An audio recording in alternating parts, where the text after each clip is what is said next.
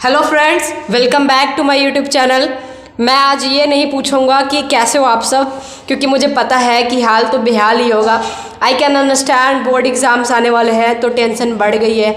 और इस बार तो कोविड-19 के कारण टेंशन हमारी डबल हो गई है, क्योंकि सिलेबस कंप्लीट हुआ या नहीं हुआ, ऑनलाइन क्लासेस हमारे चले या ना चले, कुछ भी पल्ले ना पड़ा, सारा सर के ऊपर से गया like an aeroplane.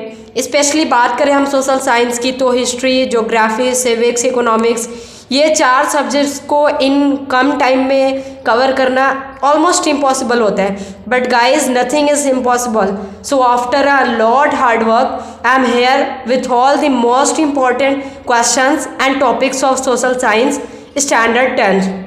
Yes, it is possible. Trust me friends, if you would cover all these topics only which I am going to tell you in this video, you are gonna be the topper of your class or maybe your area too. तो आज के हम video को theme देते हैं minimum time maximum marks, क्योंकि इतने कम time है और अच्छे मार्क्स आ सकते हैं, बहुत ही ज़्यादा मार्क्स आ सकते हैं, ठीक है, सिर्फ इस वीडियो के बेसिस पे। सो फ्रेंड्स, बिना टाइम को वेस्ट करें स्टार्ट करते हैं आज के इस महाधमाल महाकमाल वाले वीडियो को। So friends, social science reduce syllabus 2021 of class 10th। सबसे पहले स्टार्ट करते हैं सबसे पकाऊ सब्जेक्ट मेरे लिए हिस्ट्री से।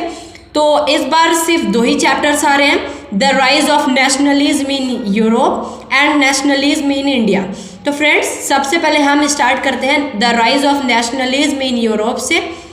तो what were the major changes during French revolution, ठीक है, Napoleon civil code of 1864, what were the drawbacks of Napoleon rule, society division को भी अच्छे से कर लेना, ideas of educated middle class, liberal nationalism और जोल्वेरियन एंड इट्स रिजल्ट्स, इसको तो मस्ट ही करना, पक्का ही आएगा। और Napoleon's defeat at Waterloo, treaty of Vienna 1815, इसको भी बिल्कुल अच्छे से कर लेना क्योंकि ये तो आएगा ही आएगा।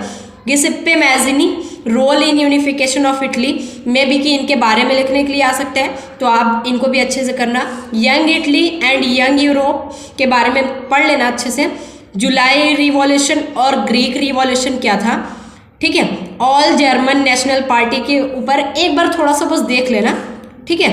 द केस ऑफ बाल्कन को अच्छे से पढ़ना, बाल्कन के केस को, क्योंकि उससे रिलेटेड अच्छे क्वेश्चन बनते हैं, ठीक है। लास्ट हमारा क्वेश्चन है what led to world war first, ठीक है, कौन से रीजंस थे जिसके वजह से वर्ल्ड वॉर फर्स्ट हुआ।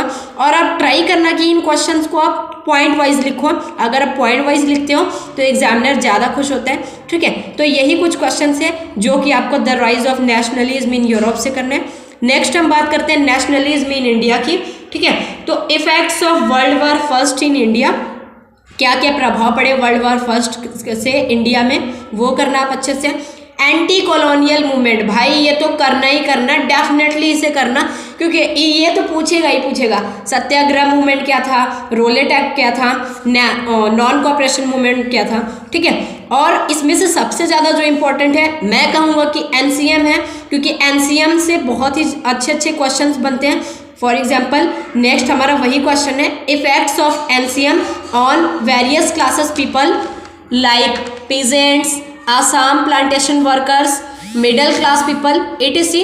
इन सारे का पढ़ना, क्योंकि इन सारे से पूछ सकते हैं कि कोई भी पूछ सकता है कि एनसीएम का किसके ऊपर क्या प्रभाव पड़ा, ठीक है। और उनके डिमांड्स को भी अच्छे से पढ़ लेना कि उनके डिमांड्स क्या थे, स्पेशली पीजेंट्स का पढ़ना, किसान का पढ़ना, और आसाम प्लांटेशन वर्कर्स का पढ़ना कि उनके क्या डिमांड्स हैं और उन्होंने कैसे प्रोटेस्ट किया, उनके प्रोटेस्ट को भी पढ़ लेना, डिमांड्स को भी पढ़ लेना, और इफेक्ट क्या पड़ा इनके ऊपर वो भी पढ़ लेना, ठीक है।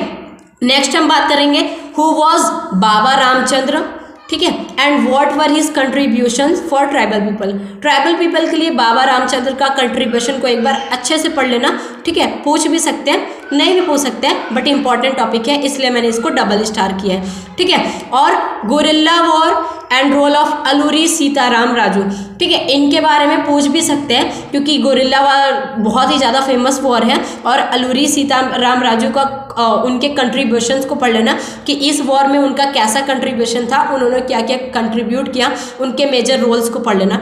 ठीक है, नेक्स्ट है हमारा चौरी चौरा इंसिडेंट। ठीक है, चौरी चौरा घटना क्या था, इसको भी अच्छे से पढ़ लेना। हो सकता है 2 नंबर में, 3 नंबर में, 1 नंबर में भी इससे एमसीक्यूज भी बन सकते हैं, तो आप इसको अच्छे से पढ़ना जरूर। नेक्स्ट है हमारा Swaraj party and it's leaders. इसको मैंने सिंगल स्टार किया है क्योंकि ये उतना ज़्यादा इंपॉर्टेंट नहीं है, बट एमसीक्यू वगैरह में इससे एक आध क्वेश्चन पूछ सकते हैं कि स्वराज पार्टी के कौन कौन से मेन लीडर्स थे, etc। ठीक है, ड्रॉबैक्स ऑफ एनसीएम, एनसीएम के क्या क्या ड्रॉबैक्स हैं, ठीक है, वो उसको अच्छे से पढ़ लेना क्योंकि पूछ सकते हैं कि बताओ भाई क्या क्या कारण थे एनसीएम के लूजनेस की वजह से, मतलब वो किस लिए सक्सेसफुल नहीं हो पाया। इट मीन्स कि किसी भी तरह से पूछ सकते हैं, जैसे लिमिटेशन बना के भी पूछ सकते हैं, ड्रॉबैक्स भी पूछ सकते हैं, ऐसे करके कैसे भी क्वेश्चन बन सकते हैं। क्वेश्चन तो को ट्विस्ट अप करके, ये तो एग्जामिनर की मर्जी, वो कैसे भी ट्विस्ट अप करके क्वेश्चन करें, बट आपको अच्छे से पढ़ना है इन टॉपिक्स को, ड्रॉबैक्स ऑफ एनसीएम। ठीक है, नेक्स्ट है हमारा साइमन कमीशन और इसके प्रॉब्लम्स क्या थे। ठीक है, इसको भी पढ़ लेना और शॉर्ट नोट ऑन पूर्ण स्वराज कर लेना, मतलब थोड़ा सा इनके बारे में पढ़ लेना कि पूर्ण स्वराज क्या था। ठीक है, व्हाट वाज साल्ट मार्च और CDM, civil disobedience movement, one of the most important topic, इसको भी अच्छे से पढ़ लेना। How was CDM different from NCM, कोशिश करना कि ये क्वेश्चन को आप वो पॉइंट वाइज करना। ठीक है, अगर पॉइंट वाइज करोगे तो ज़्यादा अच्छा रहेगा। और इम्पैक्ट्स ऑफ सीडीएम, मतलब सिविल डिसोबीडियंस मूवमेंट का इम्पैक्ट क्या क्या था, reasons for the participation of rich peasants, poor peasants, business classes and industrial classes. ठीक है, कर लेना कि मतलब इनका इन्होंने किस लिए पार्टिसिपेट किया था सीडीएम में, रिच पीजेंट्स ने, पुअर पीजेंट्स ने, बिजनेस क्लासेस ने, इंडस्ट्रियल क्लासेस। मेनली आप बिजनेस क्लासेस वालों का पढ़ना क्योंकि बिजनेस क्लासेस वालों का पूछता है, जरूर पूछता है कि क्या कारण थे भाई, बताओ क्या रीजंस थे कि उन्होंने पार्टिसिपेट किया सीडीएम में। ठीक है, और role of women in CDM जरूर पढ़ लेना क्योंकि ये भी पूछ सकते हैं। और फिर लिमिटेशन भी सीडीएम के पढ़ लेना। Short note on Poona pact, Poona pact छोटा सा लाइन है, छोटा सा डेफिनेशन इसका याद कर लेना, लिख दोगे, हालांकि 1 नंबर में पूछ भी सकते हैं that what was Poona pact, right a short note on Poona pact dash dash dash. ठीक है, फैक्टर्स विच राइजेस नेशनलिज्म, कौन कौन से फैक्टर्स थे जिनके वजह से नेशनलिज्म हमारा आया, इनको तो आप अपने मर्जी से भी बनाकर लिख सकते हो, बट अच्छे से एक बार पढ़ लेना। ठीक है, हिस्ट्री में बस इतना ही कवर अप करना है आपको, जिसमें याद रखना जिसमें मैंने 3 स्टार्स दिए हैं, मतलब जिसमें ट्रिपल स्टार्स है उनको बहुत ही अच्छे से करना, जिसमें डबल स्टार्स है समझ गए होगे आप कि ट्रिपल स्टार, डबल स्टार और सिंगल स्टार का मतलब क्या है, इतने तो समझदार आप हो ही भाई। चलिए नेक्स्ट हम बढ़ते हैं ज्योग्राफी की तरफ। वैसे देखा जाए तो कोविड-19 की वजह से अगर आप लोगों का एक तरफ जहाँ पे घाटा भी हुआ है तो कुछ फ़ायदे भी हुए। ज्योग्राफी में इतने कम चैप्टर आ रहे हैं, हिस्ट्री में भाई सारे ही चैप्टर्स उड़ा दिए, बस 2 ही चैप्टर आ रहे हैं। ज्योग्राफी में सिर्फ 4 ही चैप्टर आ रहे हैं, resources and developments, agriculture, manufacturing, industries और life lines of national economy. ठीक है, अब हम बात करते हैं ज्योग्राफी की। Chapter number 1 resources and developments, देखते हैं इनसे क्या क्या आ रहे हैं।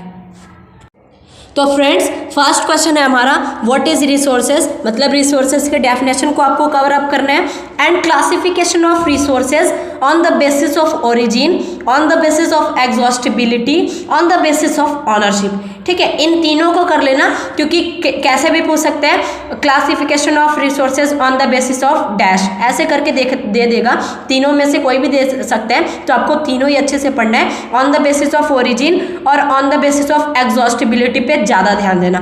ठीक है, बात को समझ रहे हो गया। नेक्स्ट है हमारा question short note on resource planning in India. ठीक है, रिसोर्स प्लानिंग इन इंडिया क्या है आप बुक से पढ़ लेना, ना तो गूगल से सर्च करके पढ़ लेना थोड़ा सा, क्योंकि पूछ सकता है ये 2 नंबर में या फिर 3 नंबर में। ठीक है, नेक्स्ट है हमारा what do you understand by sustainable development. ठीक है, सस्टेनेबल डेवलपमेंट क्या होता है, इसको तो आप अच्छे से पढ़ लेना सस्टेनेबल डेवलपमेंट, क्योंकि इसका यूज आई थिंक इकोनॉमिक्स में भी किया गया है, इकोनॉमिक्स के 2 चैप्टर्स में शायद किया गया है और ज्योग्राफी में तो किया ही गया है, तो सस्टेनेबल डेवलपमेंट को आप अच्छे से पढ़ लेना। ठीक है, तो और एक बार ना look at the graph of land resources in India, जो एक ग्राफ दिया हुआ है लैंड रिसोर्सेज आपकी बुक में इंडिया का, एक बार उसे देख लेना। ठीक है, देखने का मतलब है उसको एक बार आंखों से कैप्चर कर लेना कि क्या क्या है कितने % में। ठीक है, नेक्स्ट क्वेश्चन है हमारा व्हाट इज लैंड डिग्रेडेशन, मतलब लैंड डिग्रेडेशन क्या होता है और इसके मेजर कॉजेस को पढ़ लेना, किन किन कारणों से लैंड डिग्रेडेशन होता है। Next major solution for land degradation, मतलब कौन कौन से सॉल्यूशंस आप लोगे लैंड डिग्रेडेशन को कम करने के लिए। भाई समझदार जो रहेगा वो तो इन सब क्वेश्चंस को अपने मर्जी से भी बनाकर लिख सकते हैं कि भाई लैंड डिग्रेडेशन को आप कैसे कम कर सकते हो, उसके ऊपर क्या सॉल्यूशंस निकाल सकते हो। ठीक है, नेक्स्ट है हमारा सॉइल इरोजन। सॉइल इरोजन आपको पता होगा, मिट्टी का कटाव, उसके आपको कॉजेस भी करने हैं, सॉल्यूशंस भी अच्छे से पढ़ने हैं। ठीक है, मतलब सॉइल इरोजन के कॉजेस क्या क्या होते हैं वो भी करने हैं और सॉइल इरोजन को सॉल्यूशन भी करना है, मतलब सॉइल इरोजन को आप कम कैसे कर सकते हो उनके सॉल्यूशंस को भी आपको पढ़ना है अच्छे से। ठीक है, नेक्स्ट है हमारा types of soil, alluvial soil mainly. ठीक है, एलुवियल सॉइल के अंदर भी उनके बेसिस मतलब उनको डिवाइड किया गया है on the basis of their ages, मतलब एलुवियल सॉइल को division on the basis of age, Bangar and Khadar characteristic को आपको पढ़ना है, मतलब एलुवियल सॉइल को जो डिवाइड किया गया है एज के बेसिस पे बांगर और खदार, उनकी कैरेक्टरिस्टिक को आपको अच्छे से पढ़ लेना है। ठीक है, और रेड और येलो सॉइल को पढ़ लेना, एरिड सॉइल को भी पढ़ लेना, 4 नंबर में पूछ सकते हैं, लेटराइट सॉइल को भी कवर अप कर लेना। ठीक है, नेक्स्ट चैप्टर है हमारा एग्रीकल्चर। एग्रीकल्चर में आपको क्या करना है, types of agriculture, slash and burn agriculture, ये तो पक्का करना भाई, ये तो पक्का ही आएगा स्लैश एंड बर्न एग्रीकल्चर, क्योंकि 2 नंबर में, 3 नंबर में, 4 नंबर में किसी भी तरह हर बार ये आता ही आता है। स्लैश एंड बर्न एग्रीकल्चर होता क्या है, किसी भी तरह से क्वेश्चन पूछ सकते हैं, चाहे एमसीक्यू में, चाहे 2 नंबर में, 3 नंबर में, 4 नंबर में। भाई आप पूरा अच्छे से पढ़ के जाओ, कैसे भी पूछे आप बस कर देना। ठीक है, नेक्स्ट है हमारा कमर्शियल एग्रीकल्चर। कमर्शियल एग्रीकल्चर से जब भी पूछेगा तो लॉन्ग आंसर में ही हो सकता है पूछे, तो आप इसको अच्छे से करके जाना। ठीक है, नेक्स्ट है हमारा फार्मिंग सीजन्स को आपको अच्छे से पढ़ना है, रबी, खरीफ, ज़ैद, जो कि आप स्टैंडर्ड 7 से ही करते आ रहे हो, तो आई होप आपको ज़्यादा दिक्कत नहीं होगा रबी क्रॉप, खरीफ क्रॉप को पढ़ने में। हालांकि ज़ैद थोड़ा सा नया है, उसको भी आप कर लेना। ठीक है, what is the contributions of agriculture, agriculture का क्या क्या योगदान है, इकोनॉमिक ग्रोथ में भी पूछ सकते हैं, किसी में भी पूछ सकते हैं, तो आप बस एग्रीकल्चर के कंट्रीब्यूशन को अच्छे से पढ़ लेना। ठीक है, और एक बार जो वो rice, wheat, sugar cane, oil seeds के ऊपर थोड़े थोड़े जो लाइंस नहीं लिखे हैं उनको भी पढ़ लेना, बस एक बार देख लेना। ठीक है, नेक्स्ट चैप्टर है हमारा मैन्युफैक्चरिंग इंडस्ट्रीज। मैन्युफैक्चरिंग इंडस्ट्री से आपको क्या क्या करना है, मैन्युफैक्चरिंग का डेफिनेशन करना है और मैन्युफैक्चरिंग के क्या क्या इंपॉर्टेंस है उसको भी कर लेना। ठीक है, next classification of industries on the basis of sources of raw materials, agro based, cotton textiles कर लेना। ठीक है, agriculture and industry move hand in hand, comment on this. ठीक है, मतलब agriculture and industry move hand in hand, comment करना है आपको, मतलब इसके बारे में पढ़ के जाओगे तभी ना थोड़ा बहुत टिप्पणी करोगे भाई।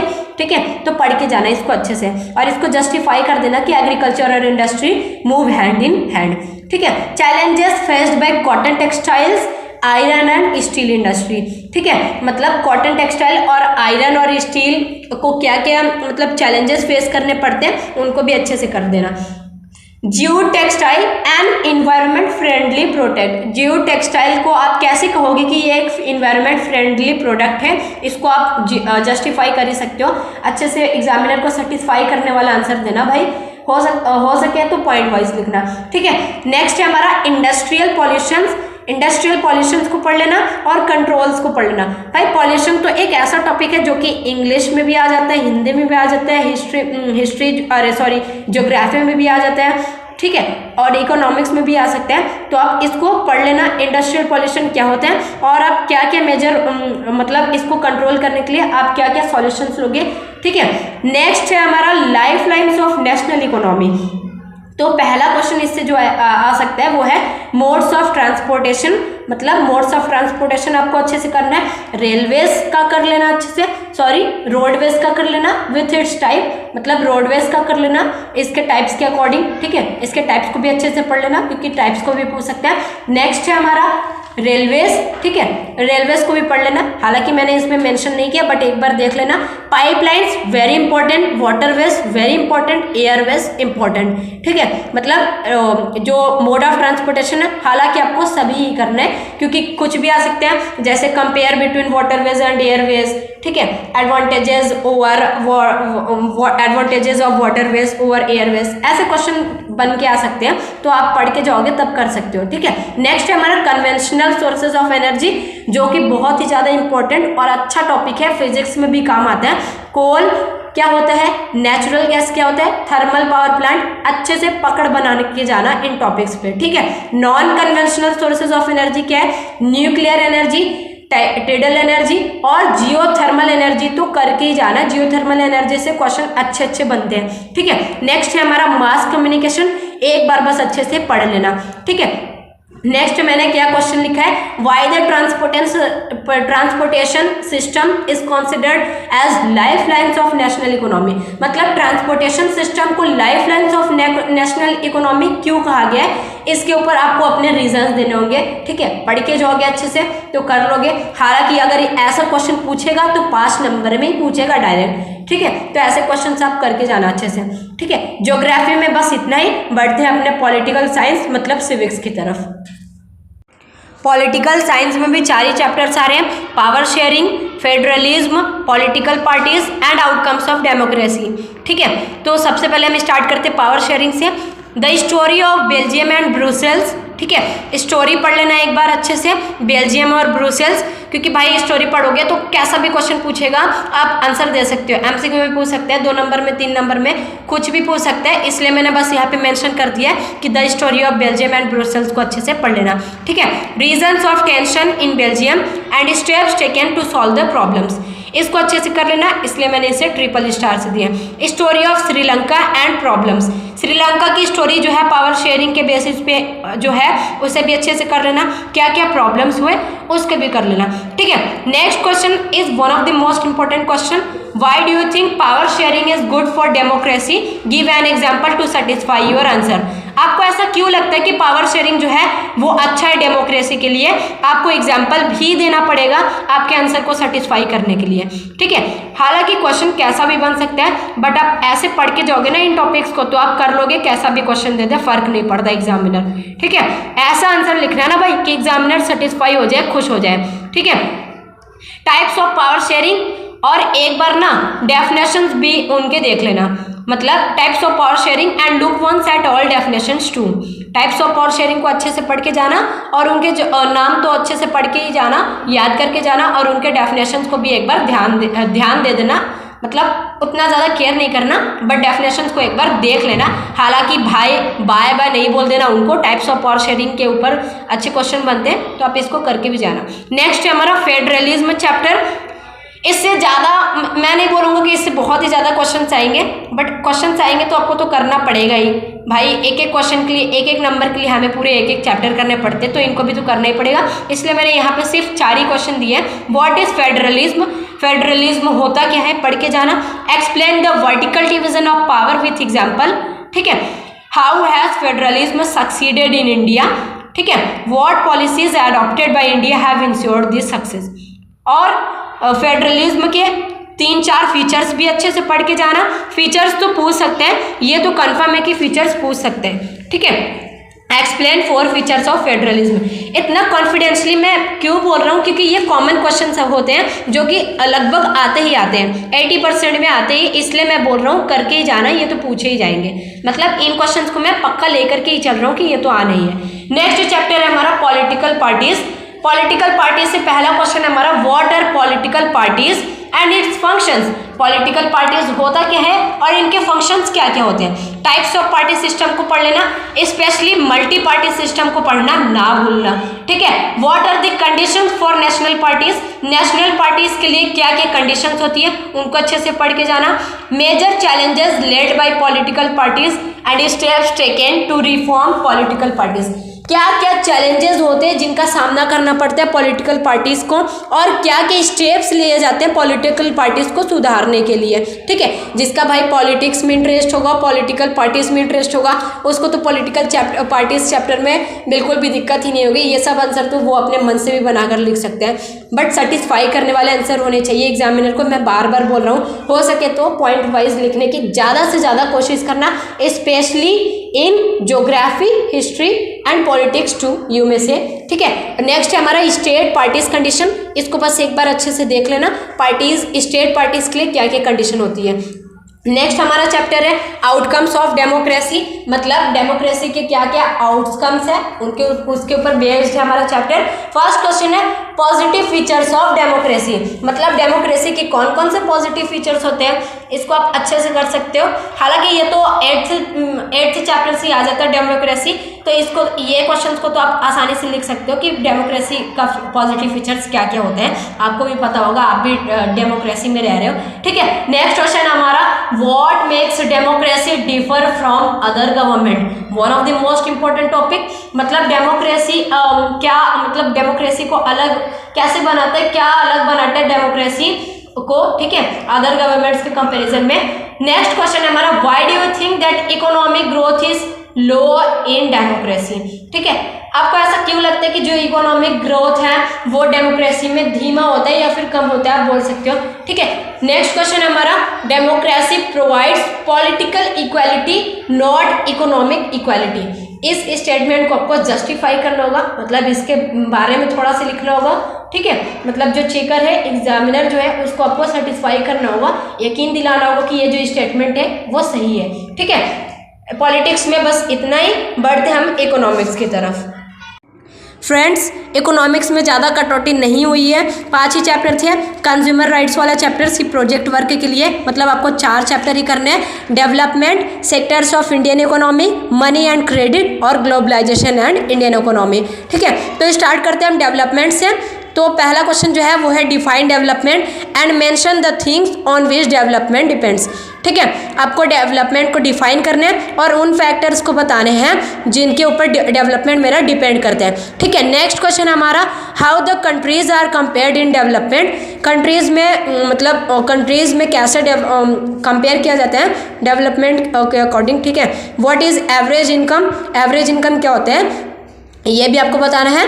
और ये क्वेश्चन अच्छे से कर लेना, how the countries are compared in development, countries को कैसे हम कंपेयर करते हैं डेवलपमेंट में, इसको अच्छे से करके जाना, इससे क्वेश्चन पूछ सकते हैं। ठीक है, नेक्स्ट है हमारा what are the different things on which development of a country depends. ठीक है, कौन कौन से ऐसे चीज़ है जिसके ऊपर हमारे कंट्री का डेवलपमेंट डिपेंड करते हैं, इसको अच्छे से करके जाना, इसलिए मैंने इसको ट्रिपल स्टार दिया है। ठीक है, नेक्स्ट क्वेश्चन है हमारा एक बार मतलब देख लेना टेबल को, जो कंपैरिजन वाला टेबल नहीं है डेवलपमेंट के ऊपर जो बेस्ड है table, the case of Maharashtra, Kerala and Bihar. ठीक है, इसको एक बार देख लेना क्योंकि इससे MCQ क्वेश्चंस बनते हैं। Look once at the table of comparison of development, the case of Maharashtra, Kerala and Bihar. ठीक है, नेक्स्ट है हमारा define IMR and why Kerala has better IMR even with low PCI। ठीक है, ये भी आपको बताना रहेगा। बॉडी मास इंडेक्स क्या होता है, इससे 1 या 2 नंबर में फॉर्मूला बेस्ड क्वेश्चन तो आना ही तय है। ठीक है, आना ही आना है। ठीक है, नेक्स्ट है हमारा ह्यूमन डेवलपमेंट इंडेक्स, इसका डेफिनेशन करके जाना बस आप। ठीक है, सिंपली बस डेफिनेशन को एक बार पढ़ लेना। ठीक है, याद हुआ तो अच्छी बात है, समझ लेना तो और भी अच्छी बात है, क्योंकि समझ जाओगे तो आप अपने लैंग्वेज में भी लिख करके आ सकते हो। लेकिन अगर रट्टा मारने की कोशिश करोगे तो वर्ड्स बड़े हार्ड होते हैं जो कि हमारे अटका सकते हैं, भूल भी सकते हैं। ठीक है, इसलिए समझने का प्रयास, जो ये छोटी छोटी चीज़ें हैं ना, इसको समझने का प्रयास करना। ठीक है, नेक्स्ट क्वेश्चन हमारा comparison between renewable and non renewable resources. ठीक है, आपको मतलब रिन्यूएबल रिसोर्सेज और नॉन रिन्यूएबल रिसोर्सेज दोनों के बारे में अच्छे से पढ़ के जाना है, आपको डिफरेंस बताना पड़ेगा वहाँ पे। ठीक है, sectors of Indian economy next है हमारा चैप्टर।